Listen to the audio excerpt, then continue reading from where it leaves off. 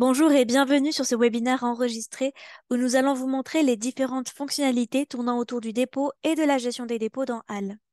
À l'issue de ce webinaire, vous aurez toutes les clés en main pour déposer et gérer vos dépôts sur les archives ouvertes. Ce webinaire fait suite et complément du parcours d'e-learning que vous avez pu suivre précédemment. Lors de ce webinaire, nous allons vous présenter comment déposer sur HAL, mais aussi comment gérer votre espace Mes dépôts, puis la fonctionnalité partage de propriété, votre tableau de bord, et nous terminerons par le transfert HAL Orchid. Dans le cadre de cette présentation, nous nous trouvons dans l'espace de pré-production sur lequel nous effectuons nos démonstrations. Il s'agit d'un espace de test qui peut éventuellement contenir certains bugs. Je vais prendre la place d'un auteur, en l'occurrence Patrice Laure, directeur de recherche au laboratoire CEMEF. Nous allons donc commencer par un dépôt de notice bibliographique, puis un dépôt avec fichier. Avant toute chose, vous devez vous assurer d'être bien connecté à votre compte, sans quoi vous ne pourrez pas avoir accès à l'interface de dépôt et aux différentes fonctionnalités du compte HAL.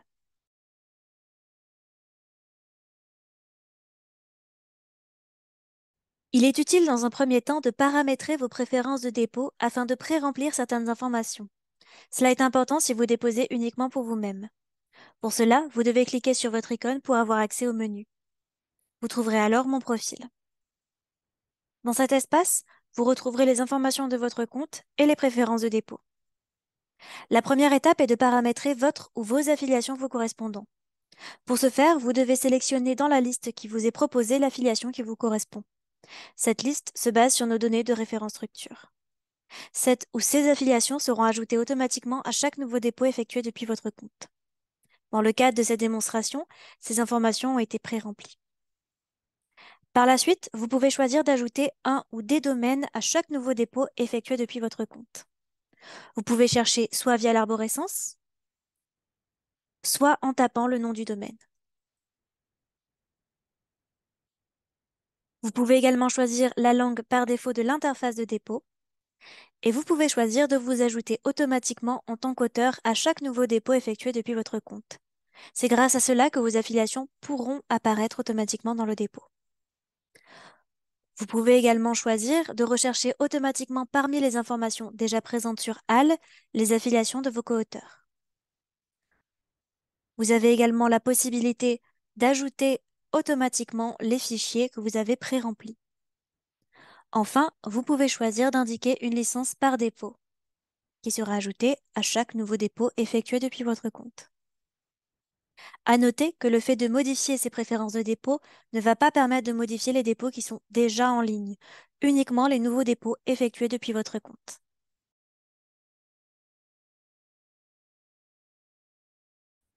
Vous pouvez ensuite passer au dépôt. Pour ce faire, vous pouvez cliquer sur le bouton Déposer qui se trouve au-dessus de la page ou en retournant à l'accueil.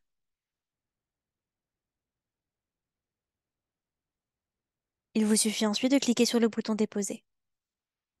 Nous allons donc commencer par le dépôt d'une notice bibliographique. Il vous faut d'abord sélectionner le type de document ou éventuellement les sous-types. Il est important de noter que le choix du type de document modifie certaines métadonnées apparaissant dans le formulaire de dépôt. Au niveau de l'entête, vous pouvez modifier le type de document s'il ne vous convient pas. Vous pouvez également vider le formulaire si vous souhaitez repartir de zéro. Enfin, vous pouvez quitter le dépôt. Sur la gauche du formulaire se trouvent les différentes sections du formulaire permettant de naviguer entre les étapes de ce dernier.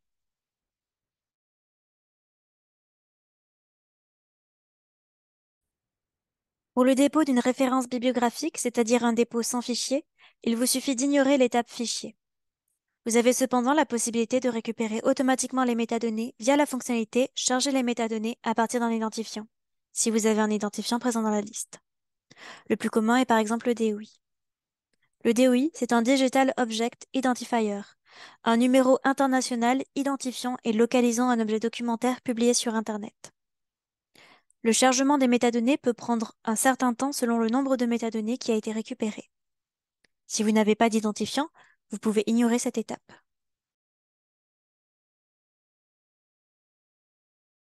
Vous aurez constaté l'apparition d'un message de doublon. Nous approfondirons cette question lors du dépôt avec fichier. Nous pouvons passer à l'étape suivante qui consiste à vérifier et compléter les métadonnées. Il est important de vérifier les métadonnées qui ont été récupérées via l'identifiant. Et le cas échéant, il faut compléter au moins les métadonnées obligatoires manquantes. Il se peut qu'aucune métadonnée n'ait été récupérée automatiquement. Il vous faudra remplir manuellement ces informations. La première partie est la section Auteurs et affiliations. Vous trouverez ici les auteurs du document et les affiliations leur correspondant. Si aucun auteur n'a été récupéré, il faudra les ajouter et compléter leur affiliation. Et l'autocomplétion vous aidera dans cette saisie. Voyons ensemble comment ajouter une affiliation manquante à un auteur. Je vais rajouter l'affiliation CMEF à mon co-auteur Jean-François Agasson. Vous constatez la présence d'un code couleur dans la liste qui s'affiche.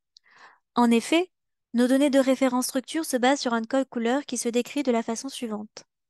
La couleur verte correspond à l'état actuel de la structure et la fiche a été validée par un administrateur ou le support. La couleur jaune correspond à l'état ancien de la structure et la fiche a été validée par un administrateur ou le support. La structure peut être ancienne car elle a connu une évolution administrative, comme par exemple un changement de tutelle.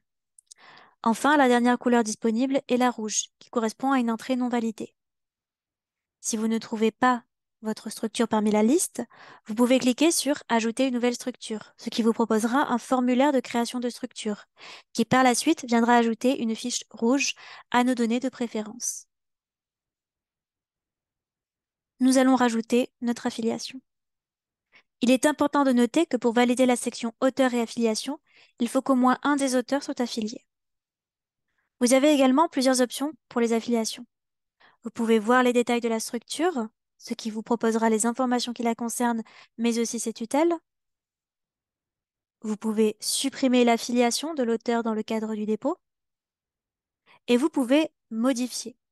À noter que l'option Modifier est grisée pour cette structure. En effet, la fonctionnalité n'est pas disponible pour les structures jaunes ou vertes, c'est-à-dire valides. Par contre, elle est disponible pour les formes rouges. Cela viendra vous proposer le même formulaire que lors de la création de la fiche structure. Deux options sont liées aux affiliations. Affilier les auteurs, qui va rechercher automatiquement des affiliations pour vos co-auteurs en fonction des informations présentes en HAL, et le bouton Supprimer toutes les affiliations, qui va venir vider le formulaire des affiliations présentes. Il est également possible de déplacer les affiliations d'un auteur à un autre. Nous vous présenterons tout ce qui est lié aux auteurs durant le dépôt avec fichier.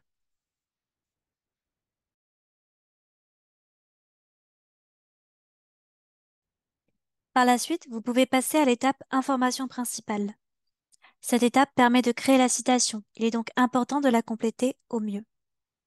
Les métadonnées obligatoires sont indiquées avec la présence d'une astérix bleue. Celles-ci peuvent varier selon le type de document. Vous retrouverez notamment la métadonnée titre, qui est obligatoire. Celle-ci peut être renseignée en différentes langues, autant de fois que nécessaire ou pertinent. La métadonnée sous-titre n'est pas obligatoire, car on constate qu'il n'y a pas d'astérix bleu.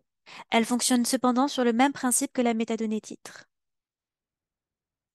Un ensemble de métadonnées non obligatoires vous sont présentées. Résumé, mots-clés. Il est également possible de rajouter un domaine ou plusieurs domaines, en plus de ceux que vous avez renseignés dans les préférences de dépôt. Une autre métadonnée obligatoire est la langue du document, mais aussi la date de publication. La date de publication peut être renseignée de différentes façons. Année, année-mois, année-mois-jour. Si vous couchez la case Apparaître, la métadonnée date de publication n'est plus obligatoire, mais peut être renseignée. Avant de passer à l'étape suivante, il est important de bien vérifier que toutes les métadonnées obligatoires sont bien renseignées.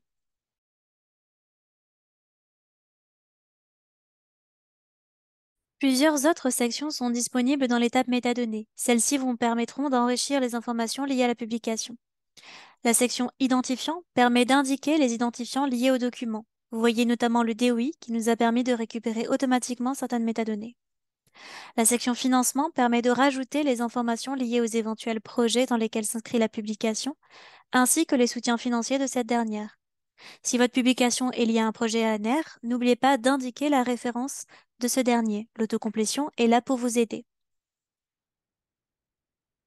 La section Autres informations permet de rajouter des informations et des détails, si vous le souhaitez, sur la publication, tels que la date de production, l'URL éditeur, etc.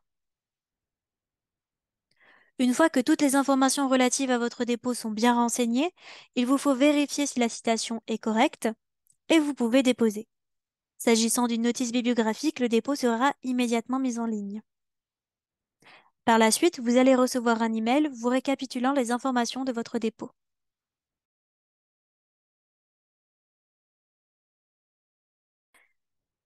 Sans plus tarder, passons à la présentation du dépôt avec fichier. Retournons sur l'interface de dépôt et sélectionnons le type de document. Vous pouvez ajouter votre fichier, soit en le glissant déposant depuis votre ordinateur, soit depuis une URL donnant accès au fichier, soit en l'ajoutant simplement depuis votre espace de stockage. Si le fichier est trop imposant, vous pourrez également passer par l'espace FTP. Certaines métadonnées peuvent être récupérées automatiquement via le fichier.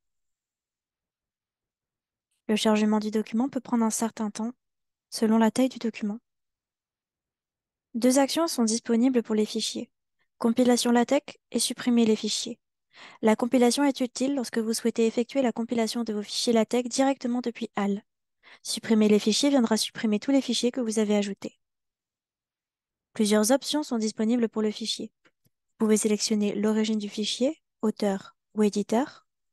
Pour le fichier éditeur, vous devrez préciser si votre éditeur autorise par défaut le dépôt des publications en Open Access, si vous avez obtenu l'accord explicite de ce dernier, ou si vous ou votre institution avez payé les frais pour déposer en Open Access. Pour votre document principal, vous pouvez déposer un fichier PDF, Word ou LaTeX. Les fichiers Word et LaTeX seront transformés en fichiers source et un PDF sera automatiquement généré. Pour indiquer que votre fichier est une annexe, il faut sélectionner Données supplémentaires dans la liste. Vous avez la possibilité, si vous le choisissez, d'ajouter un embargo, à savoir que la durée maximale d'embargo sur HAL est de 2 ans. Enfin, vous avez la possibilité d'indiquer la licence. Tout comme le dépôt de type notice, il est important de vérifier les métadonnées qui ont été récupérées via le fichier, et ou l'identifiant les deux méthodes étant complémentaires. Le cas échéant, ils font compléter au moins les métadonnées obligatoires manquantes. Il se peut qu'aucune métadonnée n'ait été récupérée automatiquement.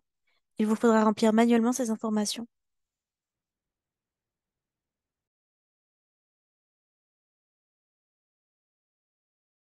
À l'ajout du fichier, vous avez pu remarquer l'apparition d'une fenêtre indiquant la présence potentielle d'un doublon.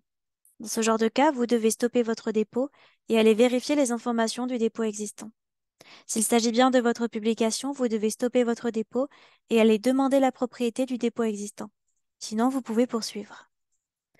Vous avez également la possibilité, en plus de la récupération via le fichier, de compléter automatiquement les métadonnées via un identifiant.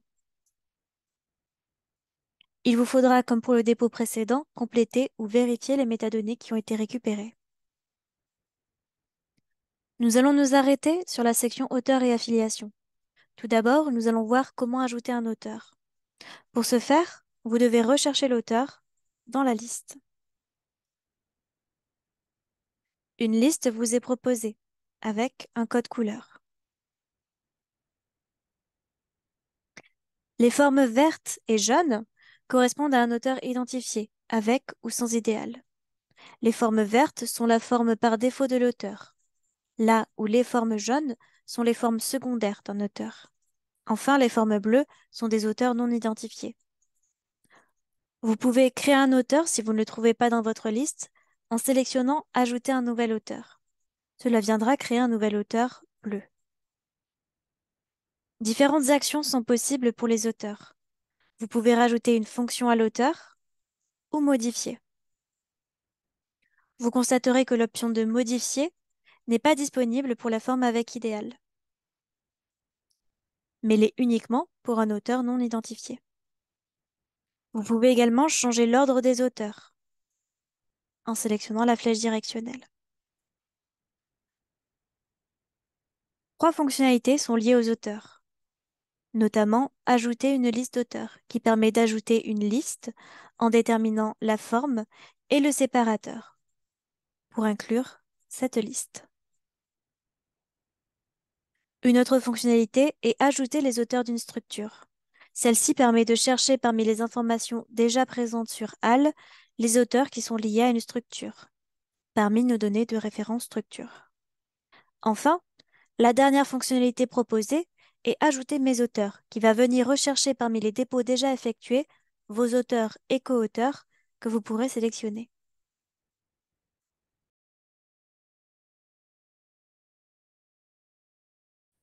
Dans le cadre de ce dépôt, nous n'allons pas revenir sur les informations principales. Nous allons cependant vérifier qu'elles soient toutes présentes. Nous allons par contre nous arrêter sur une métadonnée, revue. Je vais supprimer la revue trouvée afin de vous montrer qu'il est possible de rechercher parmi nos données de référence. Je vais rechercher la revue Physics of Fluids. Le code couleur pour les données de référence revues fonctionne sur le même principe que les données de référence structure. Les formes vertes sont les fiches des revues telles qu'elles existent actuellement et ont été validées. Les formes jaunes sont les fiches des revues telles qu'elles existaient anciennement et ont été validées. Les formes rouges, enfin, sont les fiches revues qui n'ont pas été vérifiées. Vous avez la possibilité d'ajouter une nouvelle revue en cliquant sur Nouveau. Un formulaire de création de fiches vous sera proposé et une forme rouge sera créée après validation. Cependant, j'ai bien trouvé ma revue. Je vais donc la sélectionner. Vous voyez apparaître le bouton Politique d'auto-archivage Sherpa Romeo. Celle-ci vous présente un résumé de la politique en matière d'open access de la revue. Ce résumé vous est proposé par Sherpa Romeo, outil évoqué durant le parcours d'e-learning qui vous sera très utile pour savoir quelle version de votre fichier vous pouvez déposer sur HAL.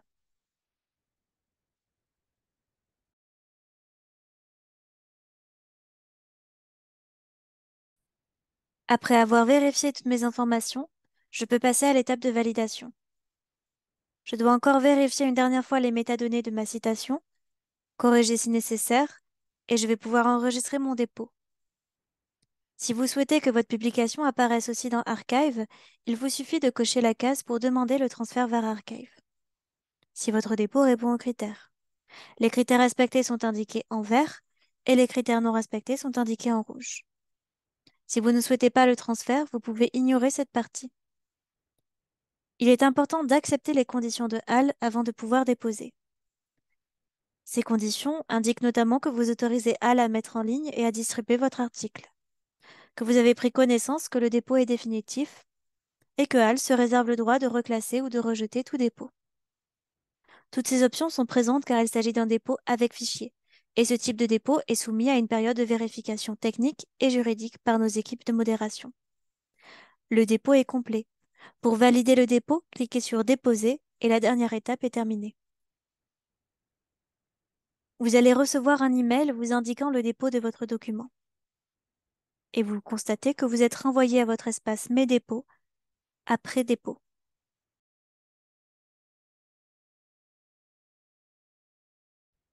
Nous allons maintenant nous intéresser à la gestion des dépôts, notamment via la page Mes dépôts, qui est accessible depuis le menu en cliquant ici.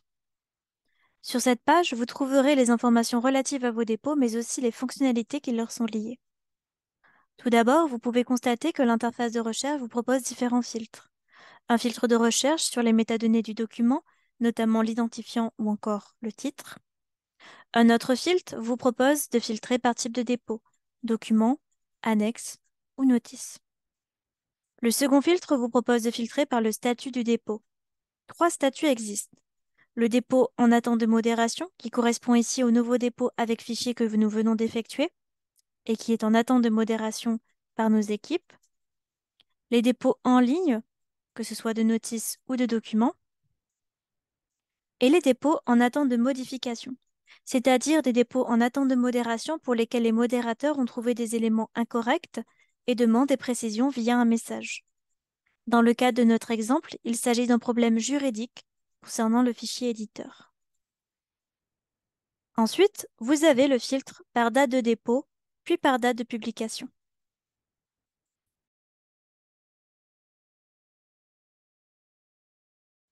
Pour le dépôt en attente de modération, les actions disponibles sont limitées pour ne pas entrer en conflit avec les actions des modérateurs. Vous ne pourrez que voir le dépôt et le supprimer. L'option de suppression vous est proposée car le dépôt n'est pas encore en ligne. Ensuite, les actions pour le dépôt de type en attente de modification sont les suivantes. Vous pouvez ouvrir la publication et la voir, mais aussi éditer le dépôt afin de pouvoir effectuer les modifications demandées par le modérateur. Enfin, vous pouvez répondre à la demande du modérateur ou supprimer le dépôt. Ensuite, vous avez différentes actions pour les types de dépôt fichiers.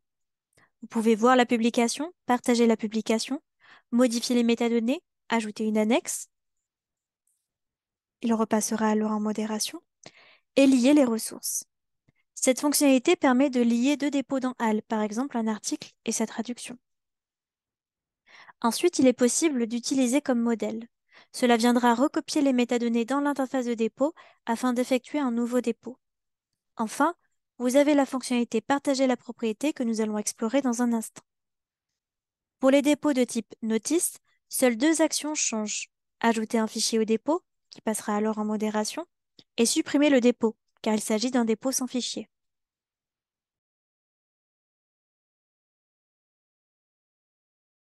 Nous allons désormais explorer la fonctionnalité Partager la propriété. Le principe est de pouvoir transmettre la propriété d'un dépôt à un autre utilisateur HAL, par exemple à un coauteur. Vous pouvez le faire depuis votre espace Mes dépôts via les actions disponibles, ou vous pouvez le faire depuis votre espace Mes partages de propriété. Dans cet espace, vous pouvez consulter les demandes de propriété reçues ou partager la propriété d'un dépôt. Vous allez devoir sélectionner le dépôt ou les dépôts que vous voulez transmettre, puis rechercher le compte HAL de votre coauteur. Par exemple, je vais choisir mon coauteur Philippe Méliga. Je constate qu'il a bien un compte dans HAL, voire même 3 comptes, et en cliquant sur le bouton, je pourrai lui partager la propriété du dépôt. Vous avez également la possibilité de partager la propriété du dépôt directement depuis la page de la notice en question. Et vous pouvez demander la propriété du dépôt également directement depuis la page de la notice.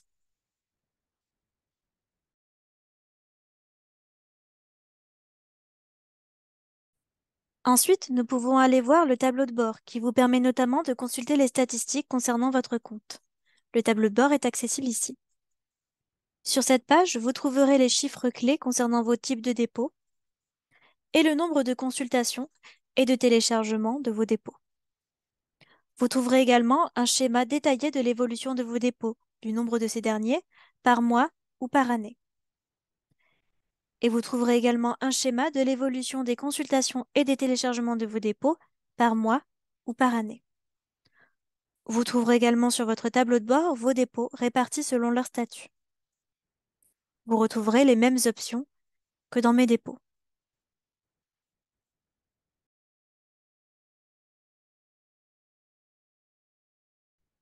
La dernière fonctionnalité que nous allons vous présenter dans le cadre de ce webinaire est le transfert vers Orchid. Cette fonctionnalité vous permet de rattacher vos dépôts présents sur HAL vers Orchid. Le transfert de Orchid vers HAL n'est cependant pas disponible actuellement.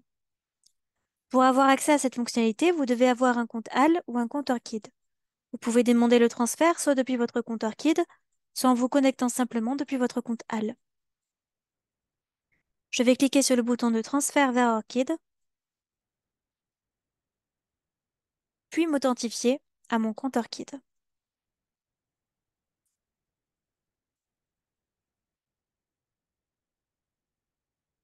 Orchid va me demander l'autorisation de laisser HAL avoir accès à mon compte Orchid, ce que j'accepte.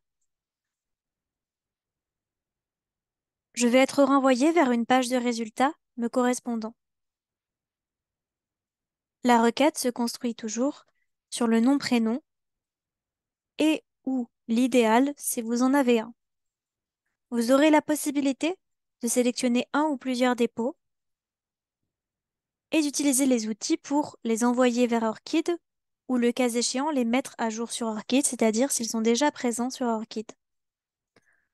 Vous pourrez également le faire directement depuis la page d'une notice d'un dépôt dont vous avez la propriété. Je vais rafraîchir mon dépôt.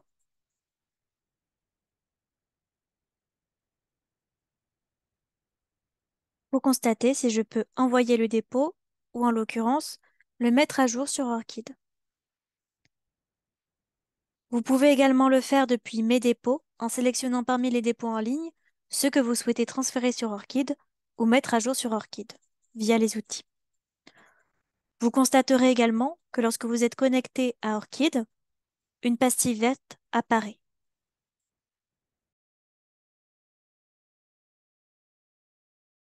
Cela conclut notre présentation du dépôt, de la gestion des dépôts et des fonctionnalités associées. Vous aurez à la suite de ce webinaire accès à un guide PDF reprenant les manipulations disponibles. Également, un tutoriel reprenant les informations principales pour déposer dans HAL en moins de 5 minutes sera accessible. Je vous remercie d'avoir suivi ce webinaire.